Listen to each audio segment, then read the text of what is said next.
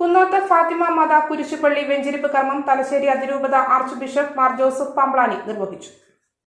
പരിശുദ്ധ ഫാത്തിമ മാതാവിന്റെ നാമധേയത്തിൽ നിർമ്മിച്ച കുരിശുപള്ളിയുടെ വെഞ്ചരിപ്പ് കർമ്മം തലശ്ശേരി അതിരൂപത arch bishop Mar Joseph Pamplany നിർവഹിച്ചു. കുരിശുപള്ളിയുടെ ഉദ്ഘാടനം എമിറേറ്റ്സ് മാർ ജോർജ് ഞെരളക്കാട്ടിൽ നാടമുറിച്ച് നിർവഹിച്ചു. കിളിയന്തറ സ്വദേശി ജിജി ചക്യാത്തും കുടുംബാംഗങ്ങളായ ഭാര്യ സോഫി, മക്കൾ ജിയോ, സ്നേഹ റോസ് എന്നിവർ കുന്നോത്ത് ഫൊറാന ദേവാലയത്തിന് നേർച്ചയായി സമർപ്പിച്ചതാണ് കുരിശുപള്ളി.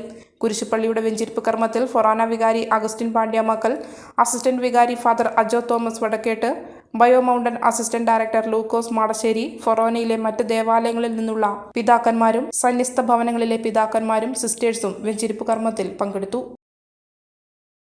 പരിശുദ്ധ ഫാത്തിമ മാതാവിന്റെ പ്രത്യേകത എന്ത് എന്ന് ചോദിച്ചാൽ, ഫാത്തിമ മാതാവ് കുഞ്ഞുങ്ങളെ അഗാധമായി സ്നേഹിക്കുകയും കുഞ്ഞുങ്ങൾ ഓരോരുത്തരും ദൈവകൃപയിൽ വളർന്നു വരണമെന്ന് ആഗ്രഹിക്കുകയും ഒരാത്മാവ് പോലും നിത്യ നരകത്തിൽ പിശാചിന്റെ ഗണിയിൽ പെടരുത് എന്ന് നിർബന്ധ ബുദ്ധിയോടെ നിലപാടെടുക്കുകയും ചെയ്യുന്ന അമ്മയാണ് ഫാത്തിമ മാതാവ് എന്ന് നമുക്കറിയാം.